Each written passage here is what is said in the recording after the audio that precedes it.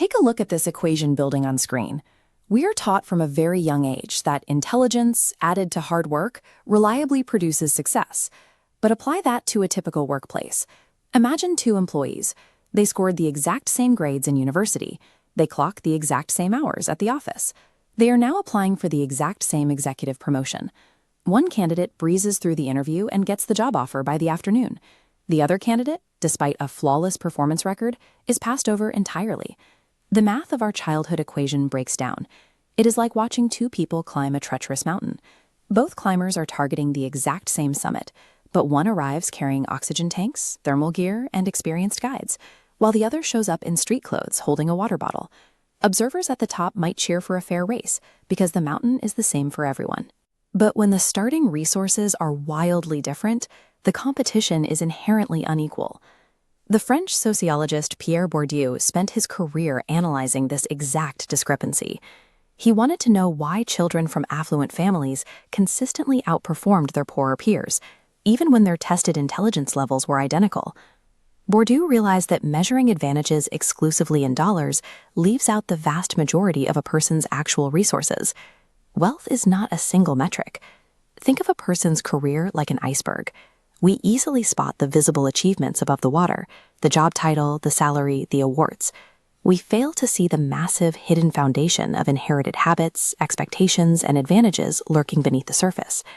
To understand why equal effort yields unequal rewards, we have to map out the invisible economy operating quietly underneath everyday society.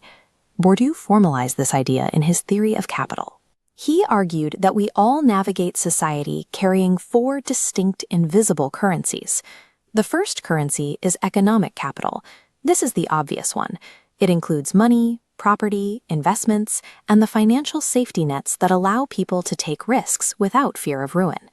The second currency is cultural capital. This encompasses your inherited vocabulary, your grasp of etiquette, your tastes, and your fluency in navigating complex institutions. Picture a kindergartner who confidently asks a teacher for help. Schools routinely label that child as naturally smart. Bourdieu would argue the child is simply displaying the cultural habits rehearsed every evening by their highly educated parents. The child speaks the language of the classroom before day one. The third currency is social capital. This is your network. It is the family friends, the mentors, and the direct access to key decision makers who can bypass standard application processes. The final currency is symbolic capital. This is prestige. It is the reputation and the immediate halo effect granted by elite branding, like holding a degree from a world-renowned university. Possessing these four currencies drastically lowers the friction of daily life. They act as a powerful tailwind, accelerating success and opening doors before you even knock. But capital requires a place to be spent. Bourdieu called these environments, like corporate boardrooms or prestigious universities, the field. Every field operates on an unwritten rulebook. The field dictates which specific types of capital are valued and which are ignored. To navigate the field, individuals rely on their habitus. Habitus is a person's internal compass, their deeply ingrained expectations, body language, and confidence, forged entirely by their childhood environment. When an applicant's habitus naturally aligns with the unwritten rules of a powerful field, the people in charge mistake that inherited cultural fluency for raw natural competence. Here's a flowchart mapping out the most powerful aspect of Bourdieu's theory. These capitals are highly liquid. They convert into one another, creating a compounding feedback loop of generational advantage. Step 1. Economic capital is spent on elite schooling or specialized tutoring. This converts wealth into cultural capital. Step 2.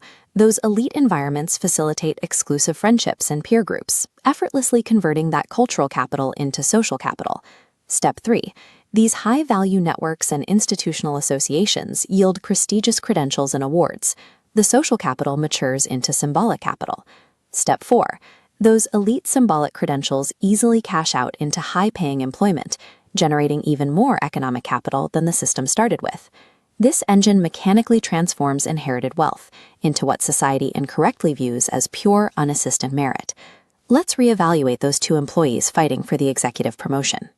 Employee A's effortless promotion occurred because they were actively cashing in unseen capital. They possessed the right vocabulary, the right mentors, and the exact cultural habitus the boardroom expected. Employee B lacks those starting currencies. To remain competitive, they are forced to spend massive amounts of energy overperforming, working longer hours, and building networks from absolute scratch. Systemic inequality runs much deeper than a gap in bank accounts. It is a compounding, generational gap in knowledge, networks, and prestige.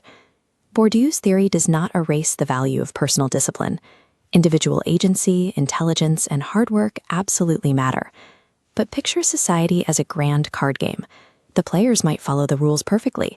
They might execute brilliant strategies. But the hands were dealt unequally long before the first move was made. To accurately understand success, we have to stop asking who is the most capable and start asking who was dealt the most resources. Because true achievement is always a combination of visible effort and invisible inheritance.